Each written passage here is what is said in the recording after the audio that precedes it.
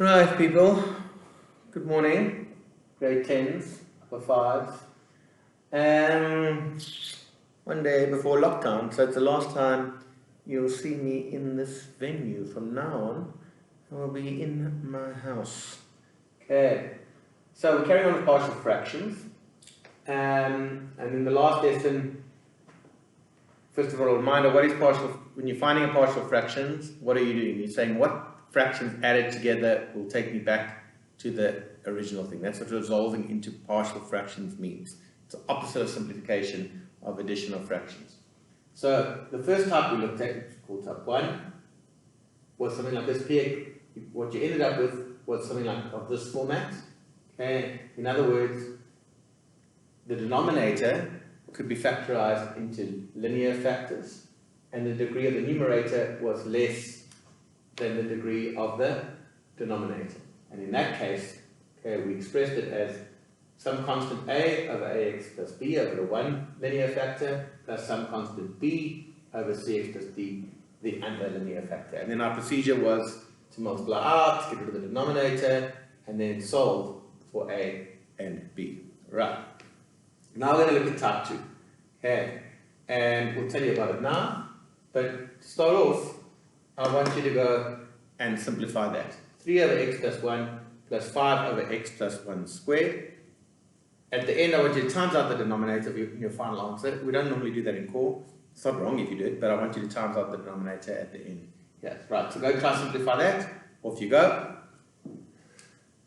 Right. So if I go over this, right. Well, in that case, your LCD is going to be x plus 1 all squared. Right?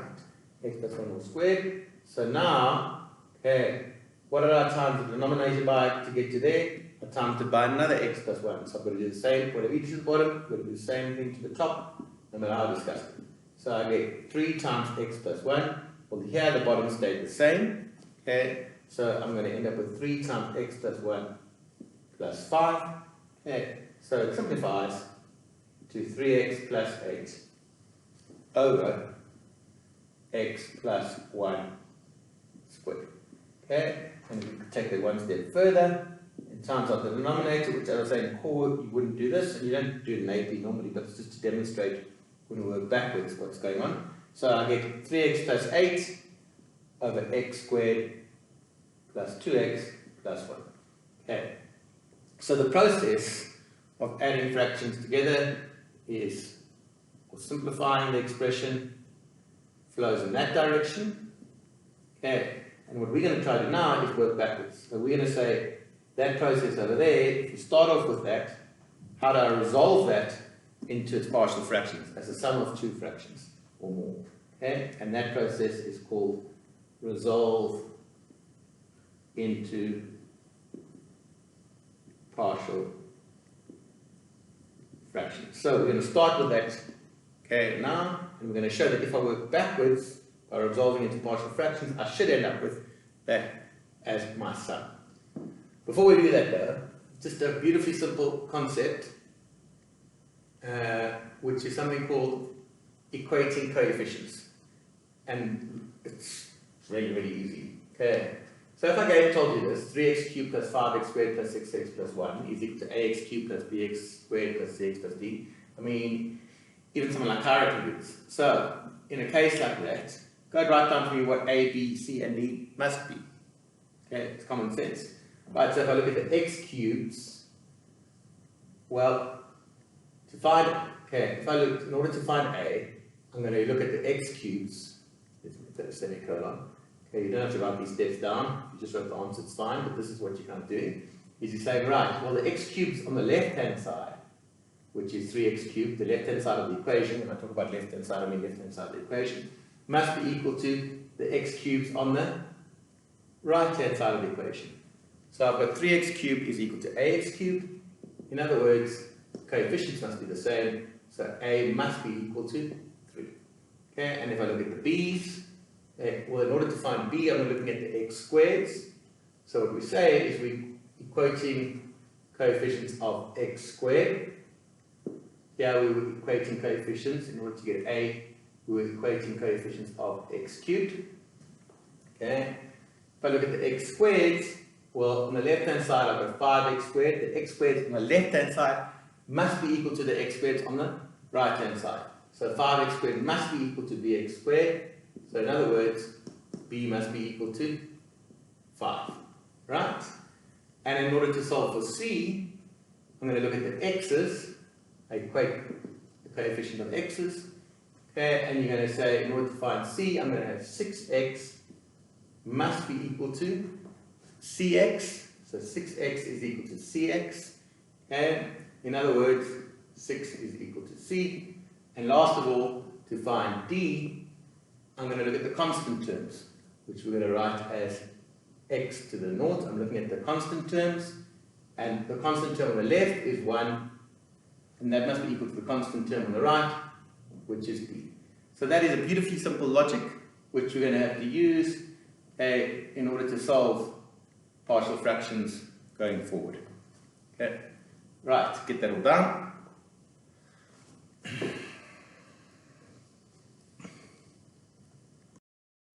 Right, ta-da. Okay, so now we've got 3x plus 8 over x squared plus 2x plus 1, and we want to resolve that into partial fractions. Okay, well, when we simplified that, we ended up with 3x plus 8, x squared plus 2x plus 1. So if we do this correctly, when I resolve that into partial fractions, I should end up with 3 over x plus 1 plus 5 over x plus 1 squared. So how the hell do we get there? Well, first of all, I check, is that degree less than that? Yes, it is. So you'll see later, if it's not, we've got a problem with some other stuff to do. Okay, then I try to factorize that. What does that factorize to? Well, it factorizes to x plus 1 times x plus 1. In other words, x plus 1 squared. Okay, when you square it out, x squared times them together times by 2, 2x plus 1. So, I end up with this linear factor all squared. Now remember, if I've got a linear factor and a linear factor squared, when I get a common denominator, I end up with x plus 1 squared. So I've got this hidden x plus 1 here. Okay, so when I work backwards, don't forget you've got the hidden x plus 1. So I could rewrite this as, well, this could be expressed as a over x plus 1, okay, plus b over x plus 1 squared. So don't forget about this hidden one in a squared. There's another one hidden there. I could have a situation, as you can see over there, where that's hidden in there. Right, so now I've got to find a and b, big capital A and capital B. Right, so what I do, well, just like the last time, the first thing you're going to do is get rid of the denominators. What do you actually do when you get rid of the denominator? You times them by the LCD, which in this case is x plus 1 squared. So you times every term by x plus 1 squared. And over here, you're going to have to, if you times by x plus 1 squared, you're left with another x plus 1 you've got to times by. If I times this by x plus 1 squared, I'm going to just be left with b. So this now, you can forget about all that, becomes the most important part of the sum. And now you've got to go solve for a and b. Well, always do the obvious. Always do a substitution first in order to find one. If you can do a substitute in x value in order to find either a or b, do it. So what's going to work here? Well, if I replace x with -1, the a's disappear and I can solve for b. So go do that and go solve for b. So, if x is equal to -1, okay, I end up with 3 times -1 plus 8 is equal to, what happens over here? This disappears. Okay, so that's just going to be 0. Leave out the 0 plus b. So I end up with -3 plus 8, which is 5. So b is equal to 5. So far so good, because we should end up, we know we should get an answer of 5 over x plus 1 squared, and b is 5. So we're on track. Right. So now, there's no other substitution I can do for x in order to solve for a. So I'm going to have to use another technique. And the technique I'm going to be using is what we just discussed, which is equating coefficients. So at the moment, if I take this equation over here, I've got 3x plus 8 is equal to, well, a, we haven't got, that's what we're looking for. So if you want to times this out, okay, you're going to have ax plus a, but we know that b is 5.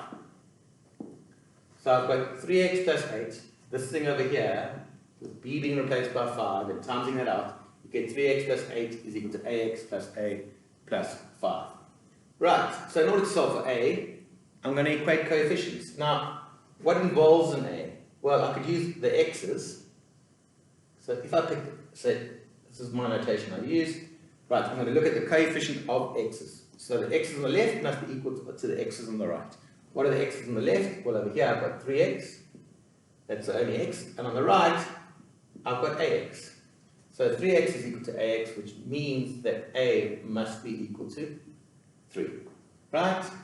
Okay, again, so far so good, because a over there should be equal to 3. Right, you could have done it like that. However, you could also have, don't do both, or you could have looked at the constants. So I'll say pick one that works. Okay, doesn't matter if in this case you choose x or the constants, because a is also part of the constants in this equation. So the constants on the left, which is 8, that's x to the naught, okay, I'm looking at the constants, must be equal to the constants on the right of the equation. So 8 is equal to a plus 5, move that across, I get a is equal to 3. So whether you look at the x's or the constants, and you equate those coefficients of either one, doesn't really matter, you end up with a is equal to 3. So please don't forget to write down your final answer, and your final answer that we've worked out is that thing over there is what you're trying to solve. So you've got 3x plus 8 over x squared plus 2x plus 1 must be equal to a, which is 3. So I end up with 3 over x plus 1. I've replaced a with 3, plus b, which is 5. So plus 5 over x plus 1 squared. Okay, so if I resolve that into partial fractions, that's what I get. Okay, which is what we wanted, because when we simplified that, we got that. So now I've done the process of working backwards, resolving into partial fractions. Okay, so what's different about this type 1 to type 2, well, is you get a perfect square. Okay, in the sum, we'll make a note of that now. Right, just get that down, please.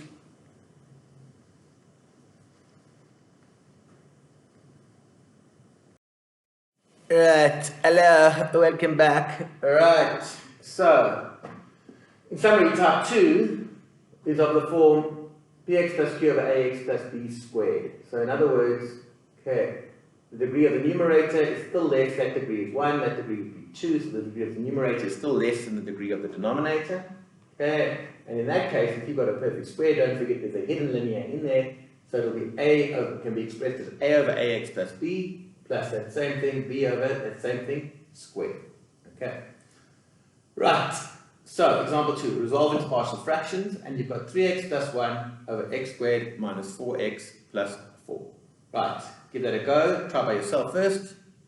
Okay. And then I'm going to go over it. Right.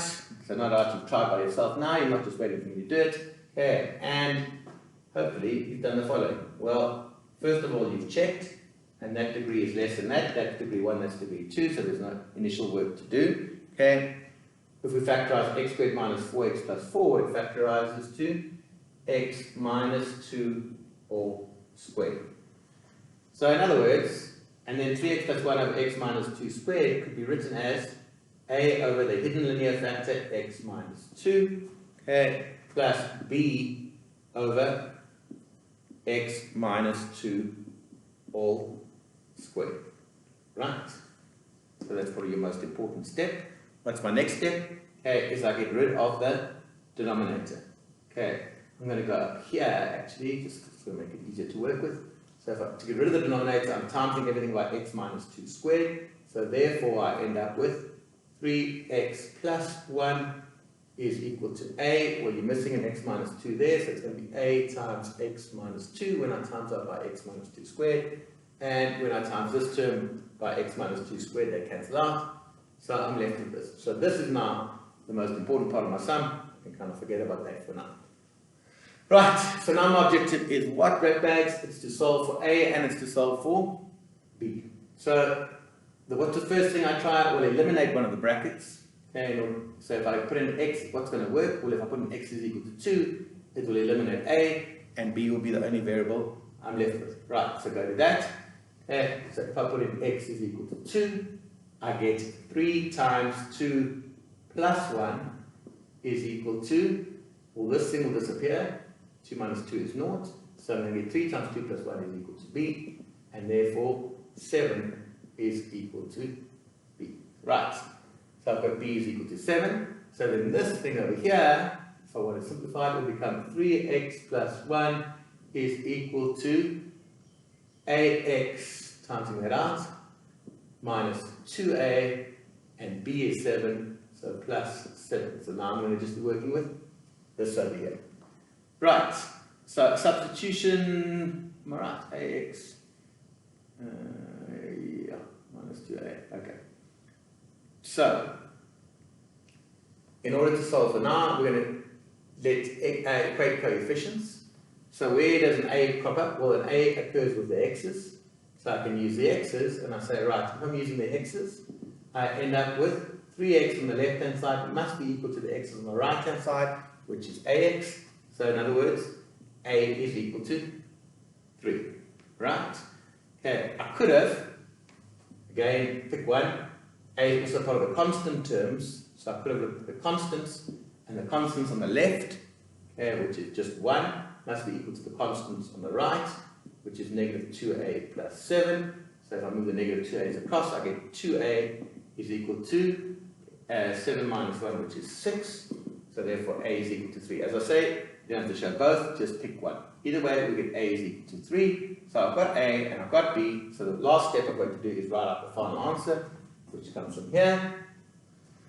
So we know that 3x plus 1 over x squared minus 4x plus 4 can be resolved into the sum of a is 3, so it's 3 over x minus 2, and b is equal to 7 plus 7 over x minus 2 all squared, and voila, you are done. If you got that right, high five yourself, okay, and we will carry on now.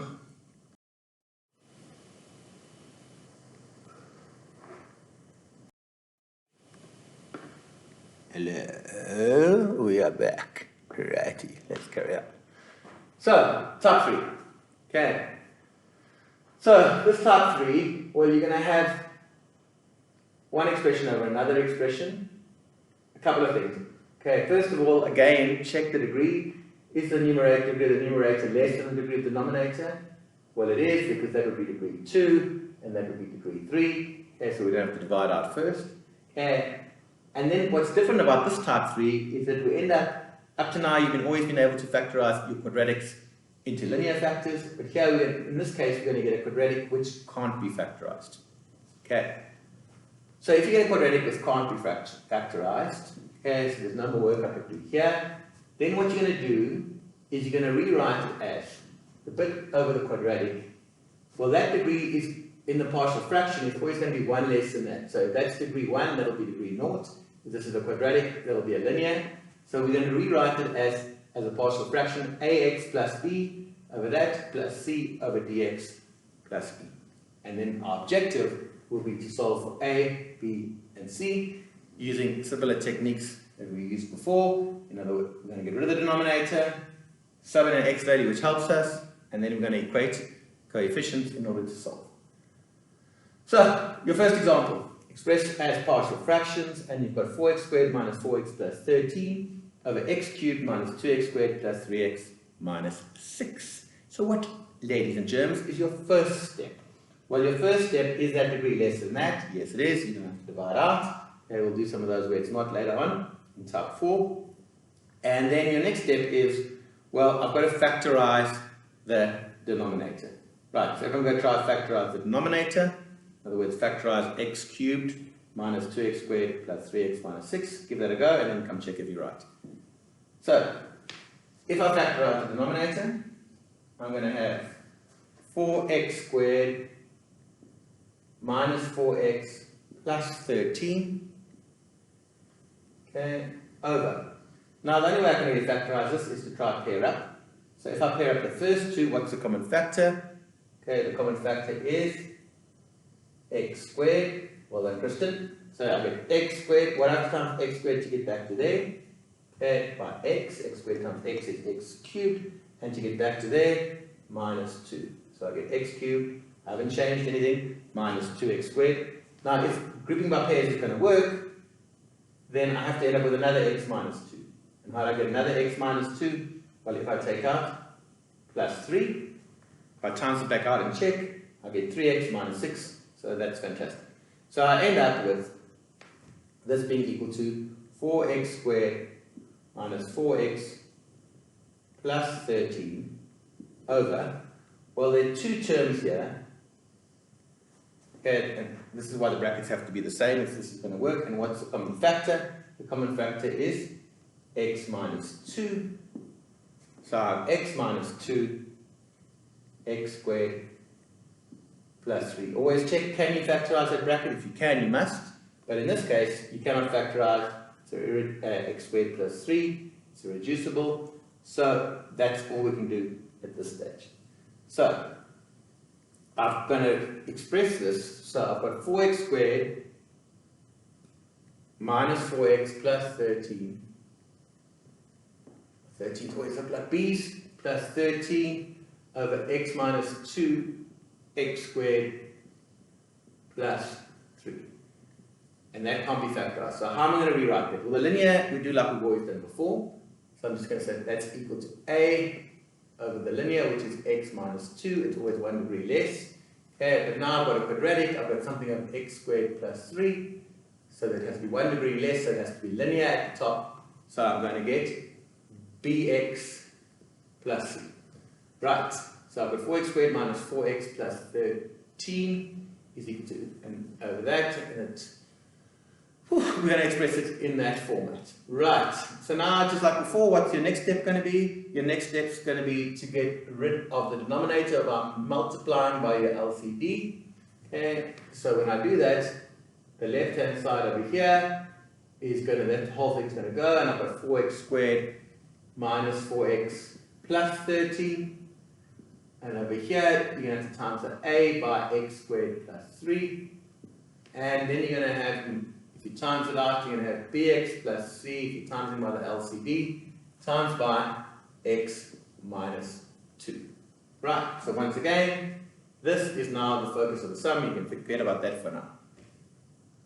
Okay, so check you right up to there. Then now, if we go give this a go, okay, in order to solve, what's the logical first step? Well, is there anything I can sub in to get rid of a variable and to solve for another one? Remember, your objective is to find a, b, and c. Well, if I replace x with equal to x is equal to 2 in that term, okay, the only variable I'm going to be left with that I'm trying to solve for is a. Right, so go to that, replace x with 2, and go solve for a.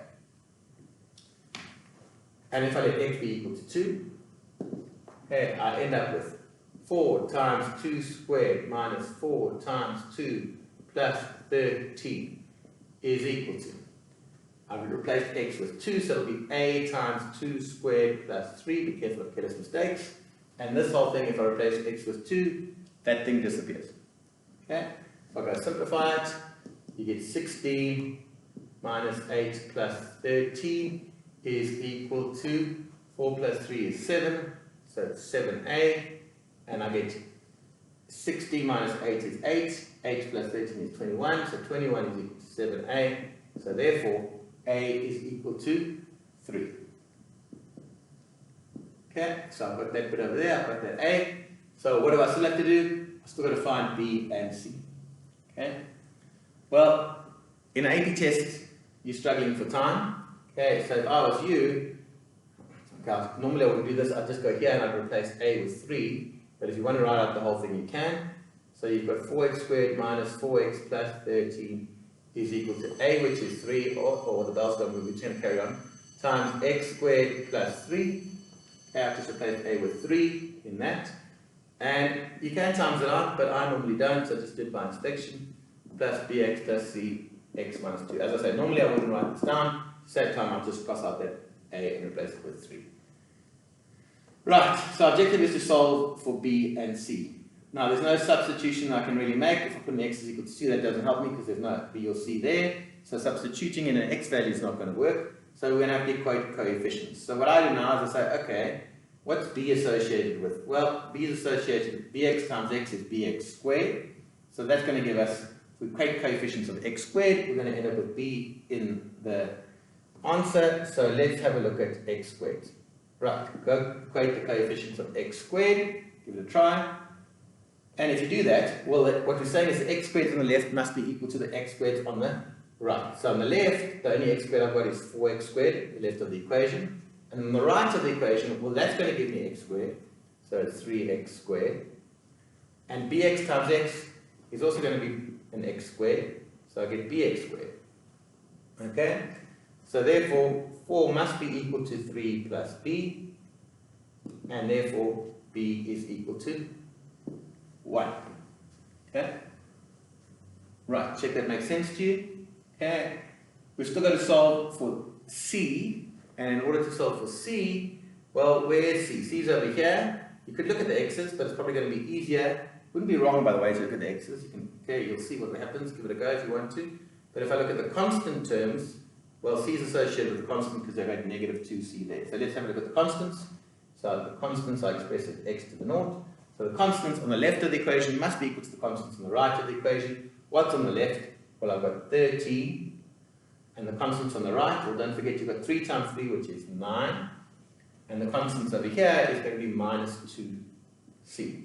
So I end up with, move that across, 2c is equal to 9 minus 13. And 9 minus 13 is negative 4. So therefore, c is equal to negative 2. Okay, so don't forget, you've got to write down your final answer. So your final answer is 4x squared minus 4x plus 13 over x cubed minus 2x squared plus 3x minus 6. Okay, and that's going to be equal to, well, a over x minus 2, but a is 3, so it'll be 3 over x minus 2 plus something over x squared plus 3. What goes over x squared plus 3? Well, it is bx plus c, and b is equal to 1, so it's just going to be 1x, which is just 1. 1x plus c is minus 2, so there is your final answer. 3 over x minus 2 plus x minus 2 over x squared plus 3. These things take forever, but you are done with this one. One more example to go. Voila! Right, I've been told you don't have time to copy down things, so press pause and copy that down. Make sure you've got it all down. Hope you're happy. Good day. All right, last example. Okay, and the good news is this comes from the worksheet, okay, which comes from that Evans book, exercise 2.3, number 3. Okay, so it's one less that you have to do for homework after this. And the question says resolve into partial fractions 12 over x cubed plus 8. Okay, so first of all, that's less than that, the degree, so we don't have to divide. So your first step, see if you remember how to factorize that. Off you go, and then try to do the whole sum. Good luck. Right, so 12 over x cubed plus 8 is equal to 12 over x plus 2. Remember how we factorized cubics? Okay, so 12 over, that's a perfect cube, that's a perfect cube. Then I square the first thing there, x squared, times them together, change the sign, minus 2x, okay, and then 2 squared is 4. So it's 12, put that in the middle, over x plus 2, x squared minus 2x plus 4. Be careful, that doesn't factorize. A lot of you will be tempted to say that factorizes to x minus 2 squared, but if you square that out, you get x squared minus 4x plus 4. So that's minus 4x, but that's minus 2x. Okay, so that cannot be factorized. That quadratic is irreducible. So we're stuck with that. So we've got a situation here where you've got a linear and you've got a quadratic which can't be factorized. Okay, so in that case, okay, how are we going to write the partial fraction? Well, for the linear bit, something over x plus 2, always degree 1 less, so it will be a constant. Okay, and for the quadratic, x squared minus 2x plus 4. Okay, you will have a linear, so we can write it in the form bx plus c. Okay, so our objective is to solve for a, b, and c, and then we're done. Right, so the first thing we're going to do is we're going to get rid of the denominator. Okay, and if we get rid of the denominator by timesing by the LCD, each term I get 12 is equal to a times x squared minus 2x plus 4 plus bx plus c times by x plus 2. So this now becomes the focus of the sum. Okay? So, in that thing over there, what am I going to do now? Well, your first thing is always choose an x value that can eliminate and help you to solve for a, b, or c. So if I choose what's going to work, if I choose x is equal to minus 2, that'll disappear and I'll just be left with a. Right, so go do that. So when x is minus 2 and solve for a. Right, so if x is equal to minus 2, I get 12 is equal to a times negative 2 squared minus 2 times negative 2 plus 4. That all disappears. And I end up with 12 is equal to a 4 plus 4 plus 4. Okay, so 12 is equal to 12a. So a is equal to 1. Okay, right, so we've got a is equal to 1. Okay, now, let's do some mess. I'm going to go rewrite this over here, and I'm going to just simply replace a with 1. Again, you can cross it out and just put 1 there if you want to save time. So I've got 12 is equal to 1, x squared minus 2x plus 4, plus, I'm just rewriting this, okay, and I'll just replace the a with 1, plus bx plus c times x plus 2. And I've still got to solve for b and c. Substitution is not going to help us, so what are we going to do? We're going to equate coefficients. Okay, so go try to do that. Righty then, to solve for b, well again, bx times x is bx squared, so I'm going to look at the x squared. Okay, and I've got no x squared on the left. Okay, I mean this is a bit of silly maths, you can write naught x squared or you can just write naught. Okay, it's a bit meaningless, but sometimes it helps people. So I've got no x squared on the left, and that must be equal to the x squared on the right, which is, yeah, this gives me an x squared, and that gives me an x squared. So it's going to be x squared plus bx squared. So in other words, naught is equal to, the coefficient there is 1 plus b, so negative 1 is equal to b. Hope that makes sense. Right, so b is equal to negative 1. I've still got to solve for c. What's c associated with? Well, again, you can use the x's, but c is associated with the constant terms. So I'm going to look at the constants. Okay, well the constant on the left is 12, and they must be equal to the constant on the right, and the constants on the right you've got 4, okay, plus 2c. Okay, go solve for c, I get 8 is equal to 2c, so therefore 4 is equal to c. So what's left to do is just write down your final answer. So what we've worked out is that 12 over x cubed plus 8, okay, is going to be equal to, well, a over x plus 2. What is a? A was equal to 1, so it'll be 1 over x plus 2, plus bx plus c, so plus, well, what is b? B was equal to 1, so it'll be plus minus 1x dx, so minus x plus c, and c is 4, over x squared minus 2x plus 4. Okay, and to make it prettier, you don't have to, this would be marked right, but you can express that as 1 over x plus 2. Well, if I make that a minus in the middle instead of a plus, then these will have to change signs, so it'll be minus x minus 4 over x squared minus 2x plus 4. X squared minus 2x plus 4. Voila!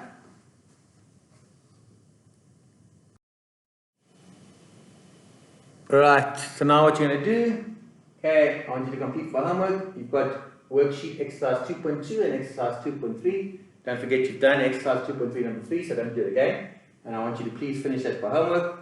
Okay, the worksheets and memos are on Teams. Okay, you go to online, the folder that says online work. You go into the, click on the files tab, and then go into the partial fractions folder, and you'll find the worksheets there, and you'll find the memos there. Hang in there, stay corona free, and may the force be with you. Goodbye.